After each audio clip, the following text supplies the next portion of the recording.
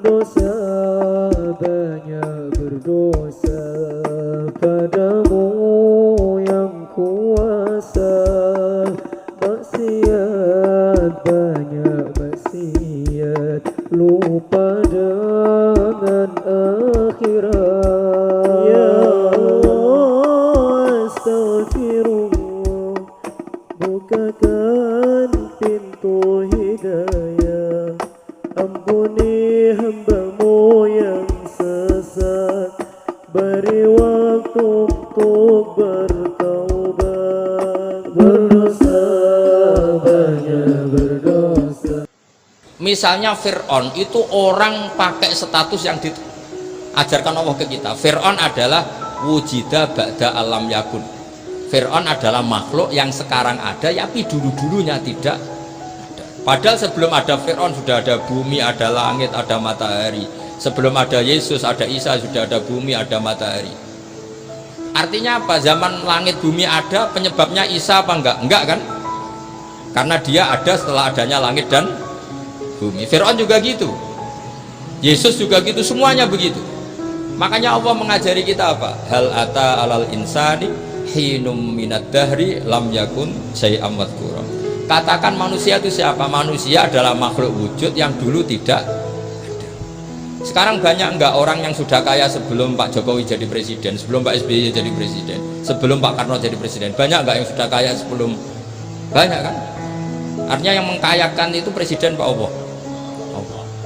Sekarang kamu miskin, kamu nggak bisa nyalahkan Pak Jokowi. Sebelum Pak Jokowi presiden kamu sudah miskin. Ya, artinya yang memiskinkan itu presiden apa takdir? Takdir.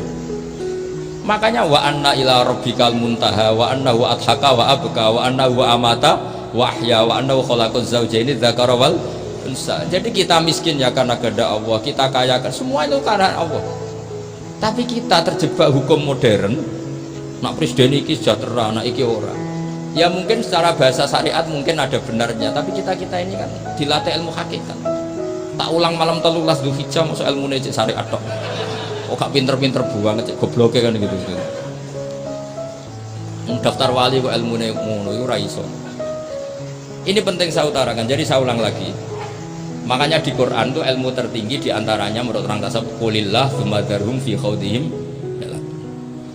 Saya itu gak pernah loh takut mati meskipun saya masih muda, karena saya bayangkan mati itu ya baik-baik saja. Ketika saya hidup ya gak tahu cara ngelola nyawa saya, kenapa kok gak pergi. Kamu tahu caranya ngelola nyawa kamu, kok gak mati sekarang? Gak tahu kan? Tahu-tahu masih hidup kan? Tahu-tahu diutang semacam-macam lah. Sebenarnya kita zaman hidup pun gak tahu cara ngelola nyawa kita, cara kerja jantung kita, cara kerja paru-paru kita. Nanti setelah kita mati pun gak tahu caranya hidup kita. Tapi anehnya kita mosok manusia sudah dilemah iso hidup lagi. Memangnya kita sekarang bisa hidup karena kita tahu-tahu ya hidup. Ditakdir anak yang melarat, paese elek, orang lain ditakdir anak kiai Gus Mulyo. Kita kan tidak pernah bisa milih bapak ya ora iso. Ngerti-ngerti anak Karmen, anak Karlan itu sudah gak tahu. Artinya gini ya sudah ya Allah, ketika saya hidup ya tidak tahu kenapa saya hidup, pasti Engkau yang menghidupkan.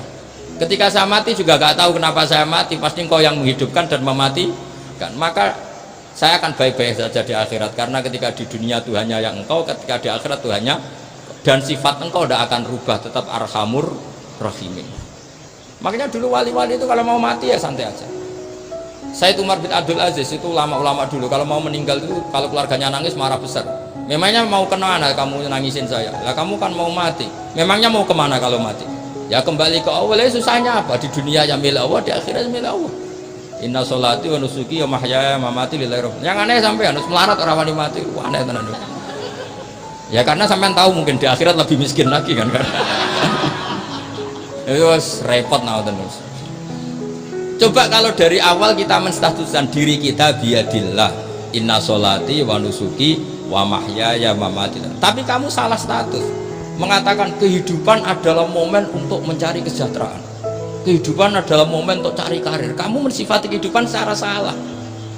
Jika kamu terjebak nyari karir, nyari kaya. Coba kalau kamu pakai mazhabnya Sufi, kehidupan adalah pemberian dari Allah untuk kembali kepada Allah. Kematian ya seperti itu. Akhirnya ya santai saja. Inna sholati wa nusuki wa mahyaya wa mamati lillahi. Istri juga gitu. Saya itu tidak sombong, saya itu mulai nikah sampai sekarang itu hampir gak pernah tukaran sama istri. Sampai istri saya itu sering bilang gini, Gus kali-kali kalau saya ngamuk itu diwales, dilawan, supaya saya punya musuh katanya. Betul ya? Ya saya bilang gini, Allah itu maha baik sama saya. Ketika harmonis, ganjaran saya ya lewat harmonis itu, sehingga saya ngasih uang menyenangkan Anda. Ketika Anda marah, ganjaran saya lewat sabar. Ya sudah, itu semuanya baik. Kalau kamu marah, saya tidak dapat pahala. Makanya kalau kamu marah tak dengerin. Ini cara Allah membuat pahala tanpa bayar, kata saya. Justru kalau pas rukun itu untuk dapat pahala harus nyervis, jajak nukokno kelambi mahal katanya.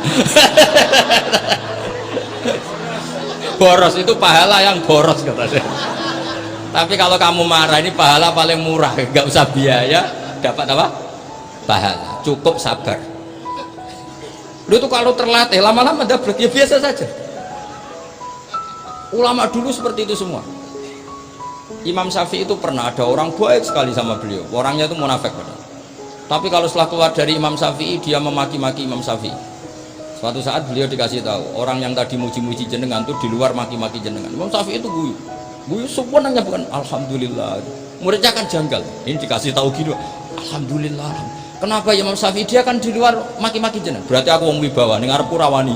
Ya jadi dianggap enteng saja melihat. Berarti aku wong wibawa ning ngarepku ora wani. Ya sudah. Terus ketika ditanya, tapi itu kan bahaya bagi Anda karena memfitnah Anda gini-gini. Kata beliau, zaka Allah. Yang kritiknya bahaya itu hanya Allah Ta'ala. Yang lainnya enggak bahaya. Karena ini makhluk dhaif, enggak penting. Loh, kamu sampai tersiksa dikritik orang karena kamu nganggap makhluk itu penting. Ini gobloknya sampean. Goblok segoblok-gobloknya itu. Coba kalau kamu mensatukan makhluk tetap makhluk, kritiknya tidak penting. Selesai kan? Selesai enggak? Ini problem Anda tidak wali itu, kalau dikritik ya susah. Makanya tidak wali itu problem menurut saya. Makanya saya nggak ingin nggak jadi wali itu kan, kan? Karena hanya wali yang hidupnya itu la khaufun alaihim wa lahum yahzanun. Orang dulu tuh semudah itu hidup, gampang. Dulu ceritanya diantara ceritanya manakinnya Sayyid Ja'far Shadiq itu, kalau ada orang memaki-maki dia itu dikirimi hadiah. Kenapa ya? Karena kebaikan kamu telah kamu berikan kepada saya, ini hadiahnya. Sampai malu yang kritik. Kan kalau orang rasani itu kan kebaikannya dikasihkan sama yang dirasani. Lah kamu kan ngajinya seperti itu, tapi dirasani kok susah. Harusnya kan kasih aja, ditransferi saja. Alhamdulillah. Ya karena kita salah menamain tadi. Sing rasani pembenci, pembenci itu bahaya. Sehingga kamu mereaksi secara serius. Coba kalau kamu pakai hukumnya Allah dan Rasul. Pembenci itu pemberi kebaikan. Istri marah adalah pemberi kebaikan. Ada yang berani mulai mempraktekkan? Latih begitu terus, insya Allah nanti hidup kamu barokah. Itu disebut wa'allama adamal asma. Dan itu yang diajarkan Rasulullah. Rasulullah itu kalau ngajarkan hidup tuh gampang sekali. Allahumma ja'alil hayata ziyadatan li fi kulli khairin wal mauta rohatan li min kulli syarr. Jadi kalau kita hidup anggap saja peluang untuk nambah kebaikan. Kalau kita mati anggap saja akhir dari semua potensi kejahatan kita. Anda sekarang mungkin tidak zina, tapi potensi zina. Anda sekarang tidak korupsi, potensi korupsi. Anda sekarang tidak selingkuh, tetap potensi selingkuh. Lah, Anda saja kalau mati berarti akhir dari segala potensi itu. Alhamdulillah. Makanya saya tuh nggak pernah takut mati. Karena saya misalnya setiap saat mati ya saya nanti akan bilang, ya Allah, ini sudah mau mati berarti mau akhir dari segala potensi keburukan saya. Alhamdulillah. Makanya itu ulama-ulama dulu kalau ada preman mati, saya guys, tonggone ragil muni saya. Waduh, preman kurang ajar. Saya guys, tonggone tetap ragil muni saya. Padahal kiai ini muni, saya yang pun mati pun bukan sakit macam-macam nih pasti. Karena dia dengan mati berarti rohatan mengguli syarrin, keburukannya tidak terulang lah. Lah keburukan nggak terulang lagi itu saya apa buruk? Saya. Makanya kiainya minta saya gih niki, tonggone cek menengai. Saya gih menengai. Makanya suatu saat kalau ada gitu kamu harus bilang apa? Saya pun buatan jahat malih pun mati. Jadi kayak apa coba?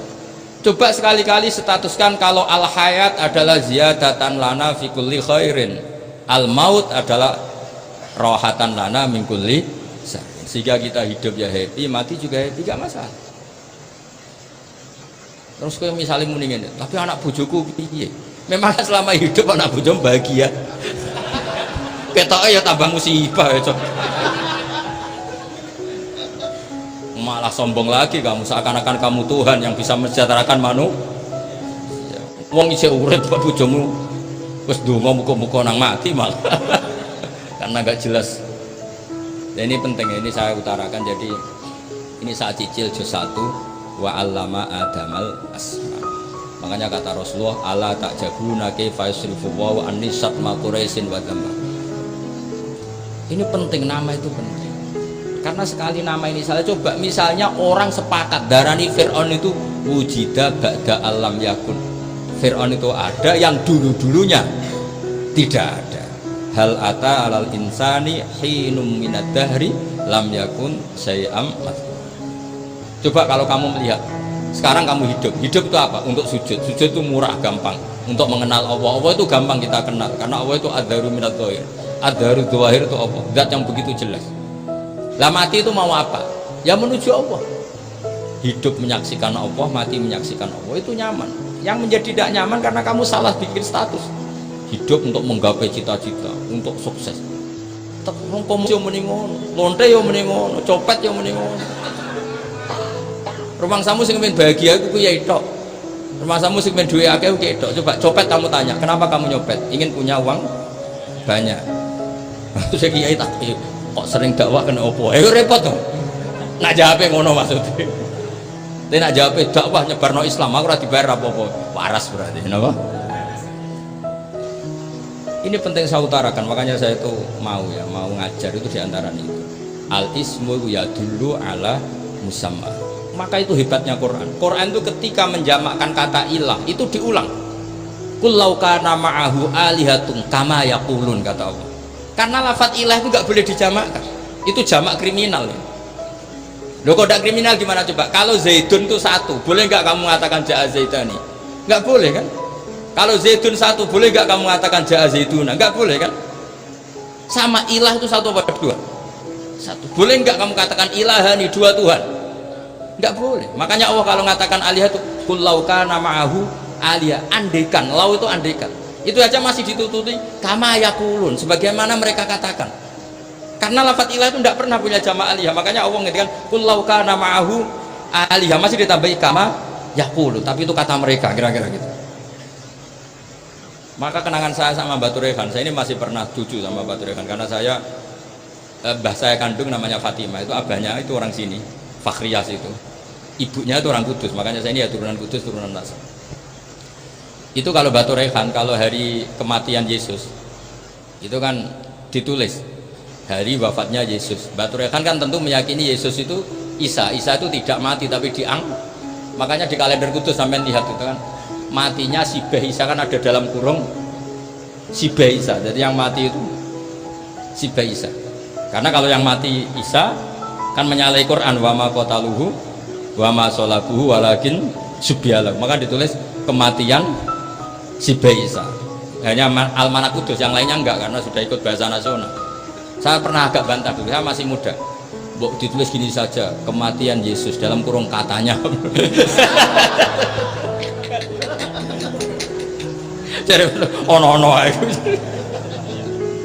Karena saya ini teori Quran itu kalau ada bahasa salah itu diulang. Qul law kana ma'ahu alihatun kama yaqul. Karena nggak benar, jama' aliyah itu tidak benar. Bagaimana mungkin sesuatu yang satu dijamakkan?